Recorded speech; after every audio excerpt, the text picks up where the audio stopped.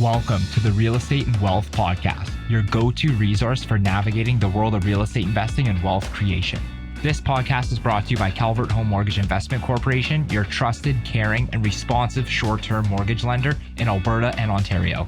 We explore strategic and tactical solutions to elevate your real estate portfolio, drawing insights from seasoned Canadian investors and trusted advisors. In each episode, we dive into various aspects of real estate investing, including market trends, property analysis, financing strategies, risk management, and much more. Whether you're a seasoned real estate investor looking to expand your portfolio or a beginner taking those first steps, this podcast is for you.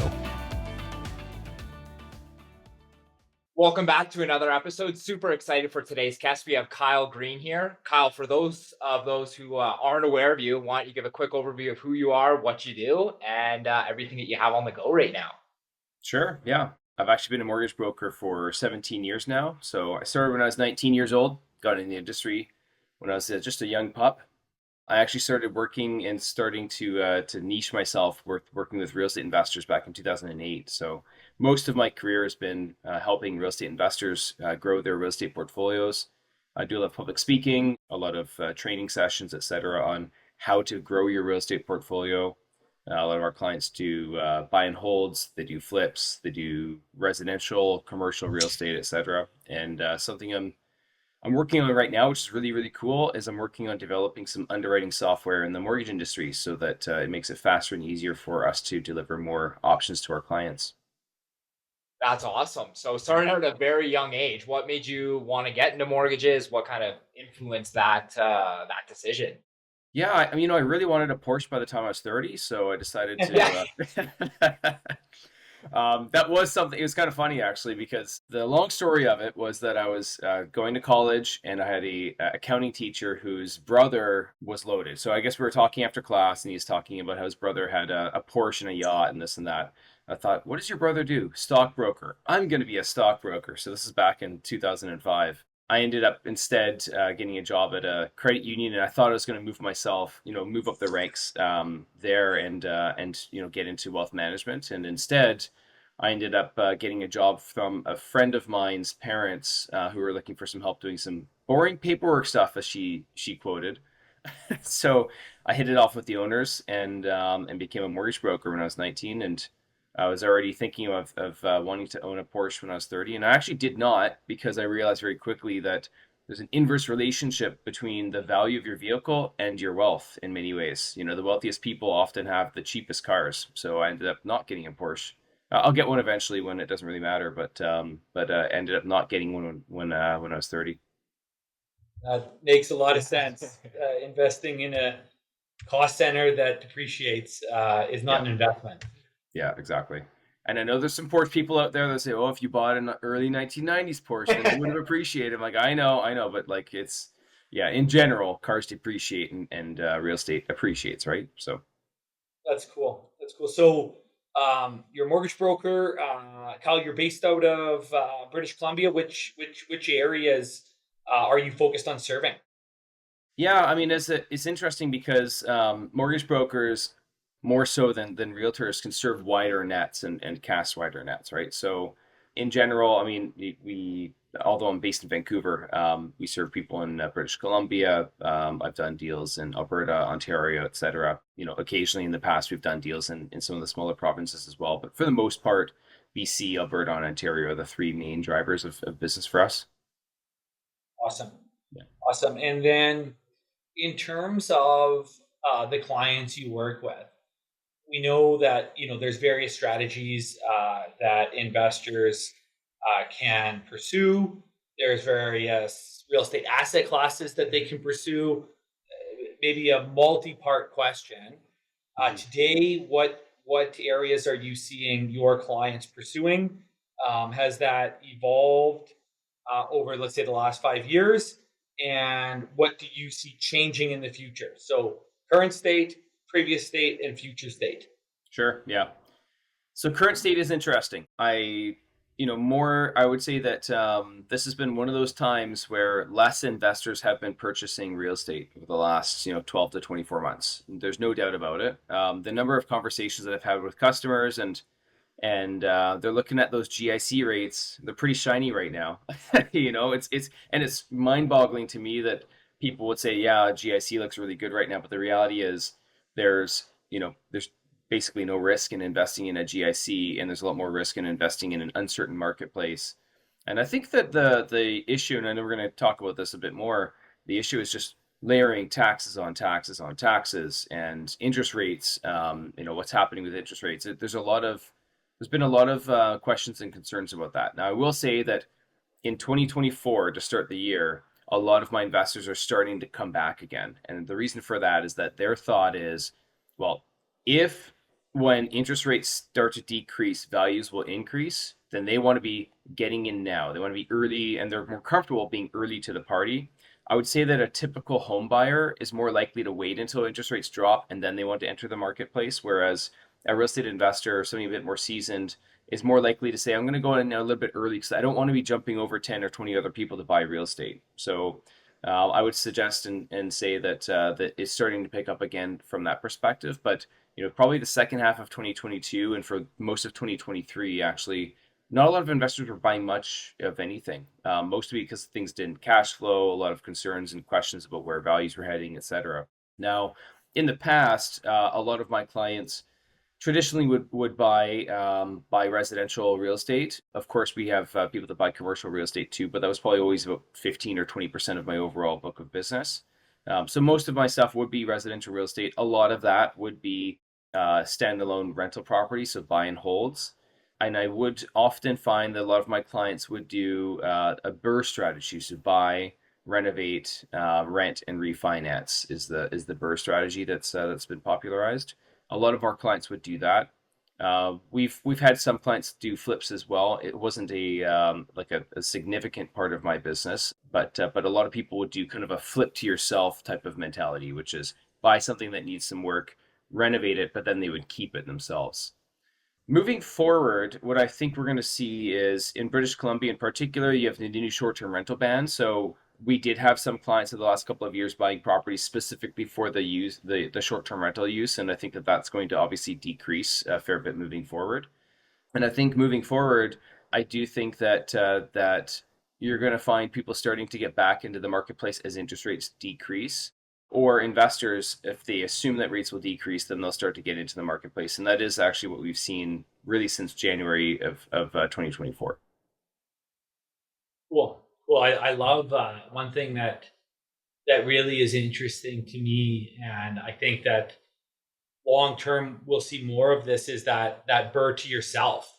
Yeah. Right. Because of what we've seen in the past is the younger generation who understands real estate investing do really well at that, call it house hacking, where they're buying an underutilized property, renovating it, in many instances adding dwellings, whether it be suiting the basement or adding laneway, which then allows them to rent that, generate revenue, and get into a house at with that rental offset. So I think that could be a big part of helping the younger generation get into housing while helping solve this housing crisis that we have throughout Canada in major centers, which is just sheer lack of supply, resulting in these insanely high prices, resulting in really difficult to afford and in turn to get into the housing market. So what really twigged me there is certainly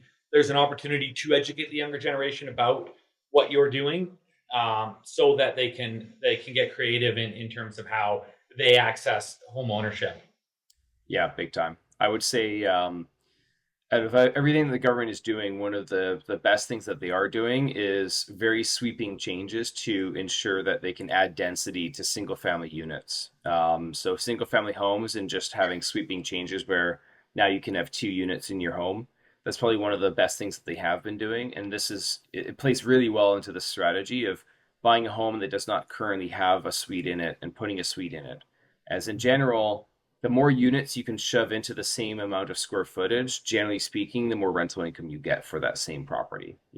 If you had 2 properties side by side and they're both 3,000 square feet, but one of them has 1 unit only, and one of them is 2 units, you're going to get more rental income for the one that's 2 units.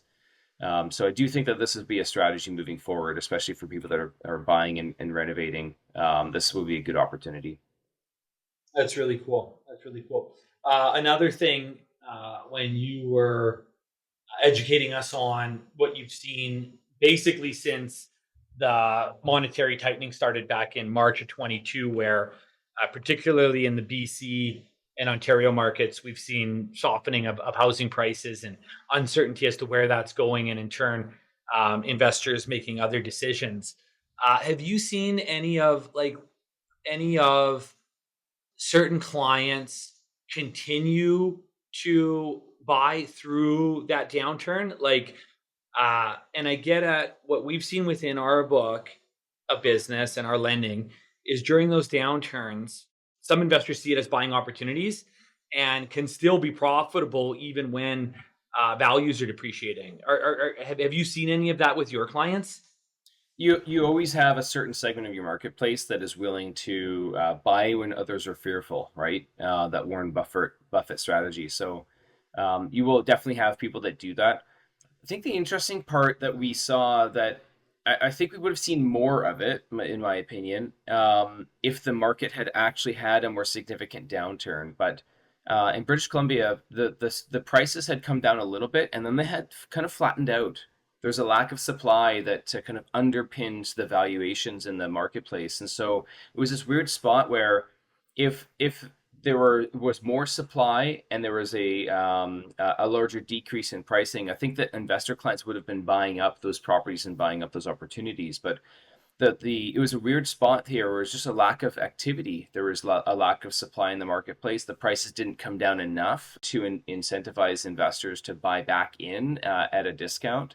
And so a lot of people just sat and waited, and a lot of my clients were looking for opportunities. There just weren't a lot in BC in particular. Some of them did take advantage, of course, of opportunities, court-ordered sales and hoarder houses and that kind of stuff. Those are always great. When I walk into a potential flip and I smell cat pee right away, it's great. I smell money when I smell cat pee. there's, you there's know? there's a discount on the property and in turn profit. I love it. Exactly. Literally, exactly. I smell profit. I don't smell cat pee. I smell profit. So it's things like that. There are always opportunities in every market. I think that we would have seen more if prices had declined faster and harder, but they didn't really decline enough to offset the increase to interest rates. And because a lot of my investor clients typically like to hold the properties that they buy instead of just purely flip it, or at Right. least I would say at minimum a holding strategy needs to be considered as your plan B, because you can't always flip it. Sometimes you buy into a market expecting you're going to flip it, and then all of a sudden the market changes, maybe your numbers change, etc., and all of a sudden you're like, oh crap, I'm actually not going to have enough profit to flip this, and now I have to hold it. Well, what happens if you hold it? And I think the concern sometimes, especially in BC, is just the prices versus the rents are tough to turn some of these properties into good long-term holds. Right. Yeah, exactly. Exactly. Yeah, so it really depends on the nature of the situation. I think that's where the marketplace wasn't extremely conducive to that type of strategy, and I think we would have seen more of it if prices had declined harder and faster. Are there specific markets or areas where you're seeing it be more conducive to burring or flipping versus others? Yeah, I would say as a general rule of thumb, I've found that in slightly smaller markets, so I don't like to, I wouldn't necessarily recommend like really small markets, but in BC, for instance, markets like Prince George or Kamloops or Nanaimo on the island, they're still hubs of those areas, but they're not major centers. They just tend to have less investors swimming around in the waters that are ready and willing to buy up a property, because sometimes we see opportunities. Just the other day, I had a realtor send myself and my client an opportunity to do a flip, and we did the analysis on it. We looked at it. It's a hoarder house. It's a court-ordered sale. We run the numbers and reverse engineer what the price needs to be in order to be profitable and hit that minimum profit. And there's already too many bidders pushing up the price above that threshold, and it just doesn't make sense. So sometimes you have to go to an area where there's less sharks swimming in the water to find those opportunities. And I do find that sometimes those, more quote unquote blue collar towns, smaller, not too small, but smaller towns, where like Red Deer would be a good example of that in Yeah. Alberta, something like that, where it's not too small of a town where I'm concerned. It's not heavily reliant on one industry only. Those are the types of towns that I think can have good opportunities. It's just harder to manage a flip, in particular flip, if you don't know anybody in the area. So if I was to buy something in Prince George myself, it'd be a lot harder for me to manage those people in that town because I don't have specific contacts. And so that's the flip side of it is you really have to have a good Rolodex of people that you know, or have one person that has the Rolodex that you can trust that can manage your flip or your renovation. Yeah, managing from afar is very difficult, and those boots on the ground and being in the market is critical to long-term success for Yeah, sure. I agree. On kind of a separate note, we've been getting a few people reaching out for financing for ADUs. Are you getting similar appetite for that in the BC market? Is there a lot of interest, not too much interest? What's kind of your thoughts on adding additional dwelling units and the demand for the clients that you serve? Yeah, we have had people reach out about it. I am actually surprised not as much as I would have expected, to be frank. I think we would have had more people reach out. The the cool thing about this in adding an extra unit and the way that I often map this out, so either I have somebody that's looking at buying properties and looking at either single unit or suited units, or even just somebody that has an existing property that could be suited. The math that I always look at is what's the cost per 100 grand to borrow money. And so as of right now, if you're borrowing 100 grand on a 30-year amortization, the payments are about $570 a month. So, you can even round it up to 600 if you want to, but it's about 570 a month per 100 grand. So the thought then is, okay, if I have two houses side by side and one of them has a suite and the other one does not, a house for $1 million that has a basement suite in it could easily generate $1,500, $1,700 extra in rental income. And if it's only 100 grand more for that unit, I'm only paying 570 more per month, but I'm getting $1,500, $1,600 more a month in rent. The same applies if you already own a unit that is in that situation where you don't currently have a suite in it. Looking at that cost versus benefit, you're generally going to generate a lot more rental income than the cost of borrowing on the mortgage. And not to mention, on that mortgage, a certain percentage of it, probably 70-75% of that payment is interest, but the other 25% is actually paying down your mortgage for you. So it's even better than just the sticker price numbers of rental income coming in versus payment going out. And is there appetite from lenders to finance these projects? Yeah, definitely. It is hard, so that not every lender will lend based on the future income potential of a property. So that's the challenge that you run into. So one of the ways that we've been able to get around that is some lenders, if you're doing what's called purchase plus improvements, where basically the renovations are caked into into the mortgage. And so if I buy a place for $1 million and I'm doing a $50,000 renovation, basically what the lender does is they lend you the percentage of financing you're looking for on a value of $1,050,000, but they hold the $50,000 back and set it aside until you finish all the work, and then they release the money to you.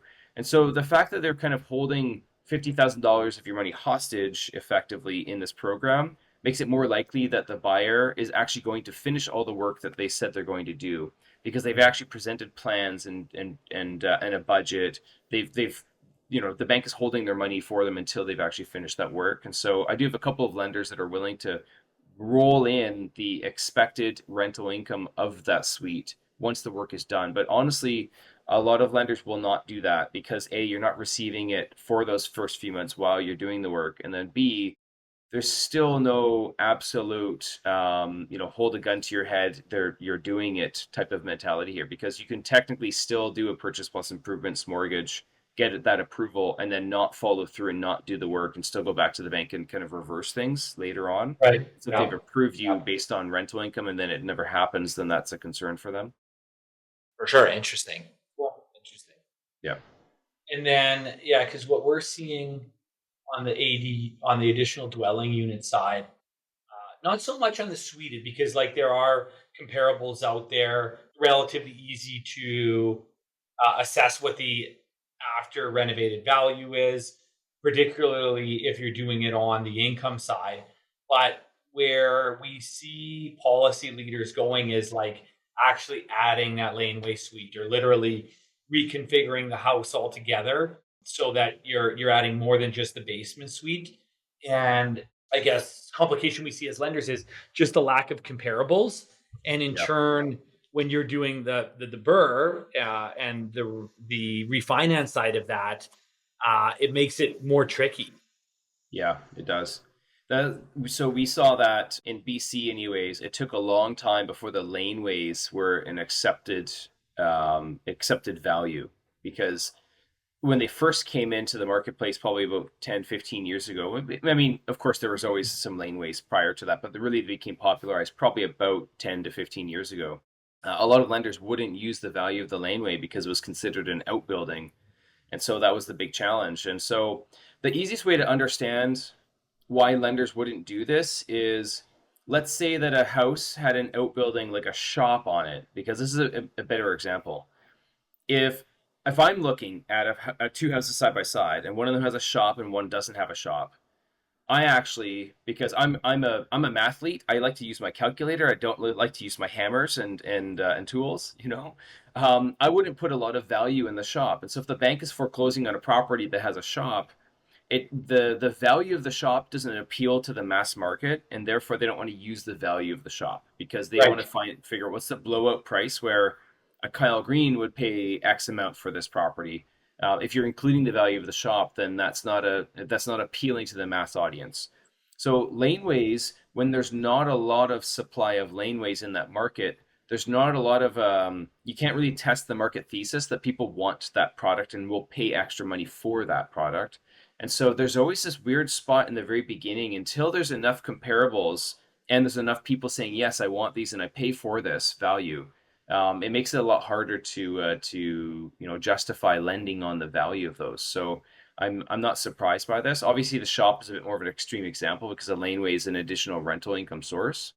The other challenge too is that commercial lending is based off of the income. So it's a lot easier to isolate it and say, well, if I was to buy this as a commercial property or an investment, I'm buying it for the income. And therefore you can reverse engineer what the value would be by using, in commercial real estate, you look at net operating income, cap rate, and value, and those three things work interchangeably. So if you know two of the values, you can solve for the third.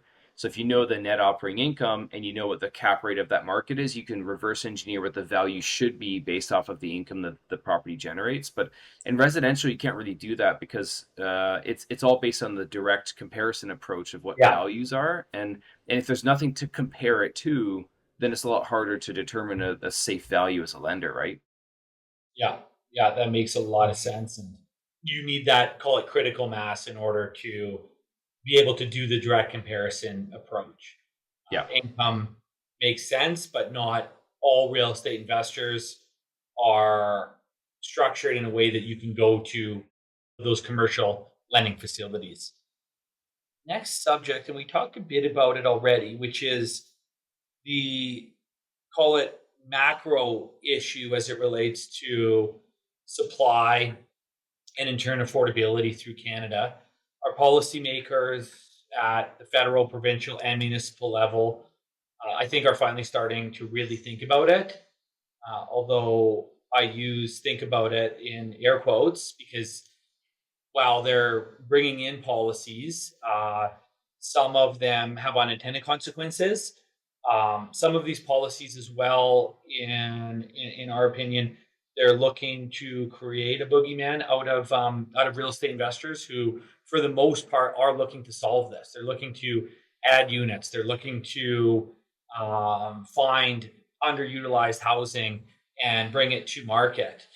And the topic du jour is certainly BC has released information on their budget and how they're going to work with real estate investors or not work with real estate investors, and then the Fed budget. So maybe if we could quickly hit on what you're seeing, firstly from the BC budget and then the Fed budget. Take it away. Yeah. I think that, like, as a overall overarching theme here. I think what we're finding and seeing is that governments are trying to disincentivize people from investing in real estate. I think there's no doubt about that, unfortunately. When you look at the flipping tax, you look at the short-term rental ban in British Columbia, you look at capital gains tax, that new tax that's rolling out federally. There's a lot of pushback, and I think that one of the issues from like a really macro level is that I think that the government is a little concerned about our lack of productivity and our lack of investment in non-real estate vehicles, right? We believe in our real estate, we invest in our real estate. A lot of people's incomes in the country are tied to real estate in some way, shape, or form. And I think that that's the primary concern. And I think they're trying to disincentivize people from that to go in other spaces and other places. And it doesn't mean that it's necessarily a bad thing for our investor clients that are interested in investing in real estate. But what it does mean is that you have to start to think a little bit outside the box and get a bit more creative. And I do think that in general, when you have this many changes in something, you're going to have a certain number of people that just say, I am going to take a step back and I am going to do basically what the government wants me to do, which is invest in something different. And that will create more opportunity because there'll be less sharks swimming in the waters for those that want to remain in investing in real estate. I still firmly believe that the returns in investing in real estate are one of the best asset classes. It's a very safe investment to park your money in, very stable, and you should have some real estate in your portfolio if you don't. But at the same time, too, I do think that with the changes with federal and BC budgets, I think that they are trying to disincentivize people from investing in real estate. And one of the things that they are trying to do on the flip side is try to encourage higher density across the board, BC and across the country. Everything they're trying to do is to increase density. That is a very big problem. Like, so again, growing macro level, the government has really struggled to increase density because the problem is that density goes all the way down to the municipal level. And in order for you to change density, you have to go to each city and say, you have to increase density, you have to increase density, you have to increase density. And every city says, well, yeah, sure, but how? And so it's a really tough problem to address. So the government has always kind of gone on the demand side. Let's change the mortgage rules. Let's make it harder. Let's make it more difficult.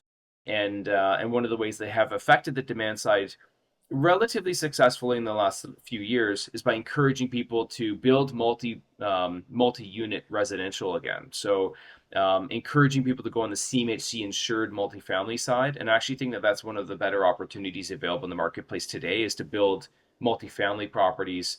If you go CMHC insured, you can qualify for up to 95 or even 100% cost financing.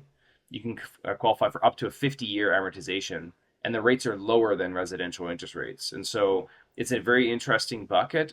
But I do think that what's going to happen is a lot of the ma and pas that would like to buy one or two properties are instead going to find that the opportunities are not as good there. It's maybe better for them to instead invest into a fund or a pool of investors that are going to buy a multifamily property, because I do think that the numbers tend to be a bit better on those than they are in regular residential properties. Yeah, it's really interesting. I like your linkage as it relates to productivity and policy attempting to encourage productivity. I think you're bang on, like with what we're seeing even on the BC flip tax. It's more a BC speculators tax, right? Like they're not taxing or they're not looking to tax individuals that are adding value or units. They're looking to tax individuals that are just buying, holding, not providing any type of value add and then selling. And as you talk through it, I think that piece of policy is smart, but certainly, where we can emphasize productivity and where we can emphasize entrepreneurship in adding dwelling units and building multi units, I think is a wise approach by the government. So I really appreciate that comment on they're looking to solve for our massive productivity issue. Although then you get into this cap gains area on the corporate and individual side, and there is this that's in turn disincentivizing a lot of real entrepreneurial endeavors. Although that's a topic for the tax lawyers and the economists. Yeah, I don't know if we want to go down that path We because don't, we don't need to go down lately, that path. honestly, I have been way more political, politically fueled than normal. And it seems like from a really high level, it's just layering tax over tax over tax, and then you have to have more people that are there to collect the taxes, which means you have to, raise taxes in order to pay people to collect taxes, and it's just this never-ending cycle. And yeah, it gets a little bit frustrating at times for sure that this is the direction that they've taken. So I do think, and not to say that everything the government's doing is bad. I do think that Nope. there is a bit of a vision there. I just execution perhaps is where the question is. But I do think I understand what they're trying to do. I think they just don't want people to be investing this much money into real estate. It doesn't create extra productivity. It doesn't, with the way the world is going and moving with like technology, et cetera, and those being some of the best and long-term investments that people can make. If you're not encouraging and incentivizing those types of investments and people are instead buying real estate, our productivity will slowly slip further and further behind as a country, right? So I think that's the concern. And anecdotally, with all these legislation changes, are you just seeing less people in BC investing in real estate and just shifting their investment strategy? Yep. Unfortunately, yes. Yeah. That's definitely a shift. The one thing that I've seen a lot of, and with the part that has probably increased a lot, and I think this has more to do with the interest rates and less to do with government policy, but it is still intertwined, is people are investing in mortgages a lot more. I'm doing a lot more of that because we have a higher demand for mortgages because financing is harder, rates are higher, the stress test is higher, it's harder to qualify in general.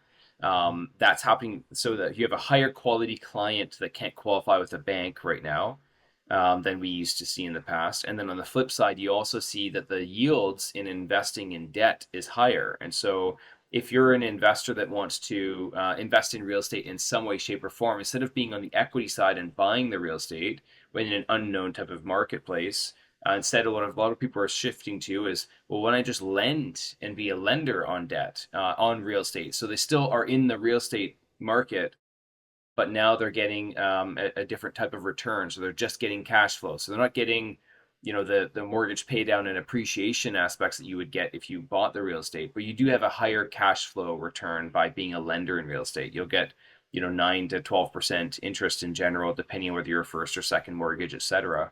And those are good returns for those that are comparing that to like a GIC as an example. Right. Yeah, which makes sense. And we're seeing it from us being an alternative lender, increased demand, increased quality of client, and provided that you're managing risk and managing single name exposure and managing, good governance structure, good reporting structure. There's a lot of opportunity for growth there within that private mortgage debt area of the investment options. So with your clients that you've seen move to that private credit mortgage space, are they doing that through funds? Are they doing that as individuals, as syndications? What does that look like in the markets that you're serving?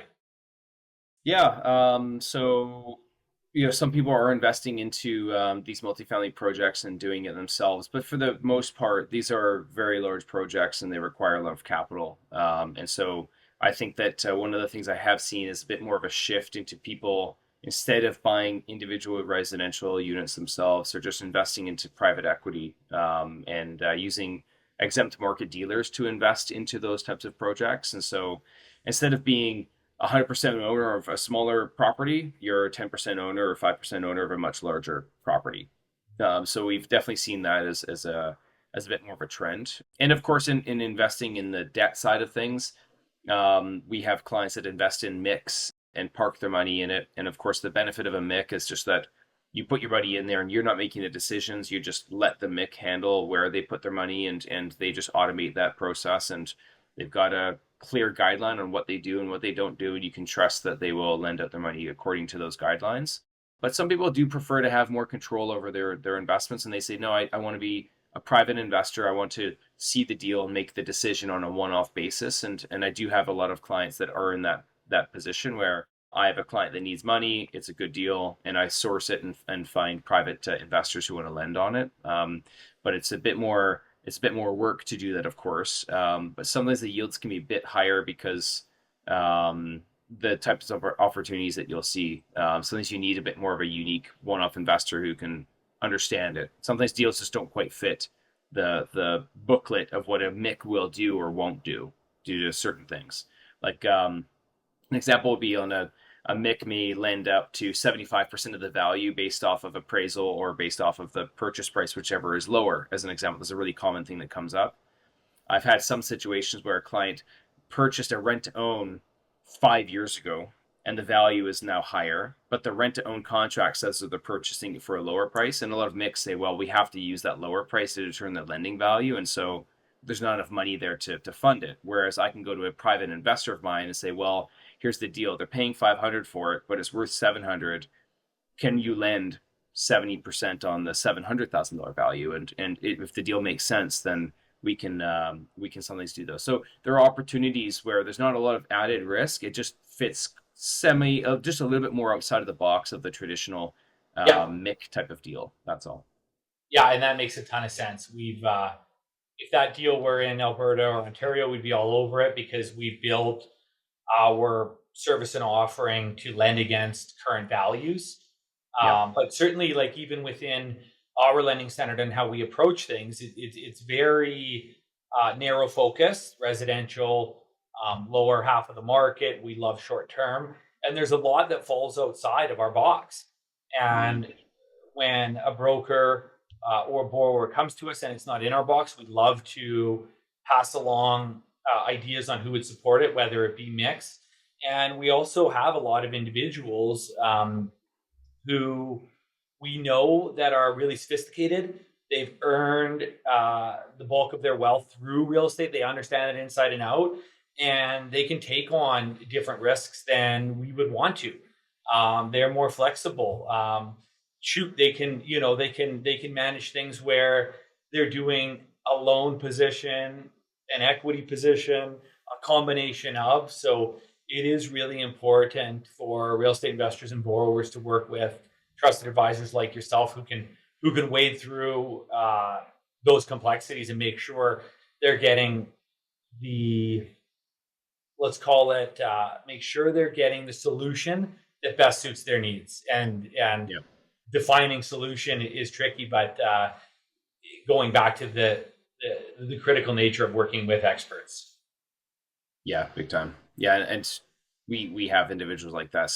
I have some people that are ex-developers, and so when they get into a deal that is a development deal where it's traditionally very difficult to get financing for that type of person may be willing and able to take over the project and finish it if things go sideways, and they're comfortable with that. And so they'll take the higher risk. They want a higher yield, but they'll take the higher risk and do that deal knowing that if things go sideways, they'll just take over the project and finish it. Whereas a lot of other lenders don't want to get involved in finishing a project. They're like, no, I'm a lender, I'm not a developer, right? So you have unique situations and circumstances like that where a lot of like ex real estate lawyers become lenders because they see the deals, they see what happens, they get involved in the legal side of things quite a bit. And then of course, ex developers are good lenders for construction deals too. Yeah, I love that. As long as the individual or company can manage that downside risk, it is a really good opportunity. What we've seen in past downturns, what we're seeing in Ontario is sometimes a lack of education from those individuals, not really understanding the downside risk, and in turn not being able to wade through what happens on the downside. So just kind of a disclaimer to our listeners that it's critical that you can handle the worst case scenarios when thinking through an investment, because it's one thing to get in when things are good, and we all get in on things anticipating for them to work out as proposed, and as we are laying our capital out. But what is the downside and how do we work through it is a critical step to making an investment decision and to being able to be a successful investor. Yeah. Yeah, I you know should at the always have a start. plan B. Yeah, and I know at the start you touched on an underwriting software that you're working on. Do you have a Yeah. story behind that? How that came to be? I do, yeah. So it's called Atlas, and what it is it's initially it was something that I was solving for myself, a problem that I solved that I run into. So as an example, we're taking in a customer and they have 5 rental properties.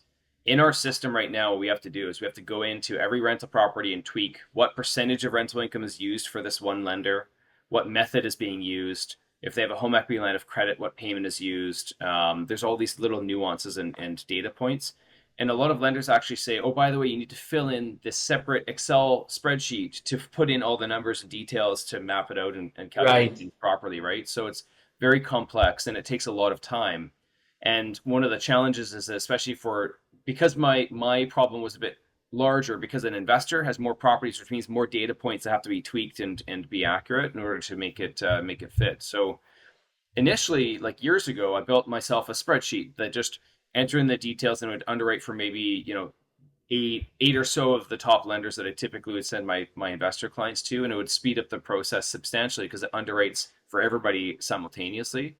And I decided that I should probably make this larger, and so we've actually been building this in software, and it's actually a very difficult exercise because there's at least about 200 different data points that you need per lender, per product, per lender. And every lender has a number of different products. And some products work together with each other and some products you don't. Like as an example, some lenders have net worth programs that work with rental properties and some of them only work with owner occupied properties. So it's very complex. But we've built software that actually allows you to underwrite for every lender simultaneously at the same time with one set of inputs for every one of their products, and it saves a ton of time. Like we've literally had our very first version that we've been testing in house. We've had clients in my brokerage that said, or brokers in my brokerage, I should say, that had a property or deal that was a bit complicated. And I said, well, just give me this information. I punched it in my system within 5 minutes. I'm like, yeah, try this lender or that lender. It looks like the debt servicing works here or here. And the broker literally said, this would have taken me a day to figure out, like a literal full day of calling Right. around, checking this lender's website, checking that, calling this business development manager to see if it fits there, running the numbers. And frankly, also the fact of like, you don't know what you don't know. Like I've funded $1 billion in my career and I still learn all the time. Oh, I didn't realize that this lender did this, or I didn't realize that this particular deal actually would have fit better with that lender than this lender. But now that I see it, actually, it kind of makes sense. But it didn't cross my mind. And if this kind of stuff flies over my head, then imagine if you're a brand new agent. It's a huge endeavor to take on, but it will change the way that we underwrite deals. Instead of having to put it in and for the broker to have to remember every lender's policies and go in there and tweak and change everything themselves, instead, broker foot puts it in there and boom, every option is available to you. And you can see at a glance, you can filter and sort all the results and create a quote right from the system to send over to the client too. So it's a game changer. That's really cool. So right now, where is Atlas at? Yeah. So we built our in software, you call it MVP, minimum viable Yeah. products. We've built that. We've been testing that internally and worked out a few little kinks. We brought on a CTO actually, so Chief Technology Officer, fairly recently, who's now taking that and rebuilding it in a way that makes it look a little bit prettier and works on some of the bugs and kinks that were more difficult for us to kind of work through with my internal team. We just had a meeting. Actually, we had a 3-day session, Friday, Saturday, Sunday, just happened. And our timeline now is that we're looking at having it ready to launch and test the new or internally test the new product in about 4 weeks. So this is probably putting us into like mid-May, maybe late May, and then probably ready to promote and sell outside of our doors 2 to 4 weeks after that. So we're probably looking at like mid-June when we have a full launch where brokers will be able to use and access this product themselves. That's so cool. We'd love to have you on in the future to talk further about that. So the end user is the broker. Yeah. Go to market is directly to the individual brokers. Yeah, it will be. Yes, it'll be a software as a service, so a subscription type of model. And we're figuring out pricing, but probably around $200 a month. and we think that we can save brokers an immense amount of time and just save them the ability of like not knowing where stuff goes, the ability to just enter in details. And it's the cool thing is it's calculating things like the corporate net income programs that lenders have that a lot of brokers Yeah. don't know. You literally just type in the stuff on the financials and it's going to map out every lender's corporate net income calculations automatically for you. So you don't really have to like know as much about the underwriting anymore. You just have to be able to fill in the system, which is a huge game changer. So yeah, this will be a huge thing moving forward, and we do expect that over time we'll create more and more things that the brokers customers get to interact with. So long term, we envision a world where you can present your customer with a pre-approval and they have a login and they can go into the pre-approval in the back end in the system and kind of tweak things and say, oh, well, what if I bought a house with a suite? What if I bought this? Or what if I did that? What if I paid off my car? And start to move things around themselves. Because then a client, when they're looking and shopping online Friday night on the MLS sitting on their couch, they can just like, oh, can we even qualify for that? They go in, oh yeah, it looks like some options would be available for us. So that's a later stage, because when you develop things for to direct to consumer, we've experienced, we tested this ourselves a little bit. Consumers just don't know all of the little fields, like are you putting in the property taxes annually or monthly? And people make a lot more mistakes. Whereas when you're B2B with developing it for brokers, it's a lot easier for brokers to know, oh, it's not working. Oh, obviously I put this in wrong. But customers would just say, oh, the system's broken, so a lot more to learn on that side.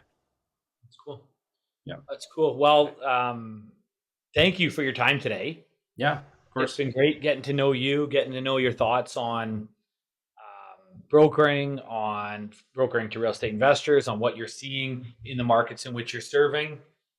Before we go, two things. Anything that we missed, particularly things that you're excited about over the near term, and then let's make sure that our listeners can get a hold of you. Yeah, for sure. I guess my last thought is a question that I get asked a lot, especially my investor clients, is now a good time to buy real estate? And my answer is kind of difficult, but my answer typically has been, today it's not really a great time to buy real estate. Values haven't decreased enough to offset the increase to interest rates. You have new legislation coming out, you have new taxes coming out, etc.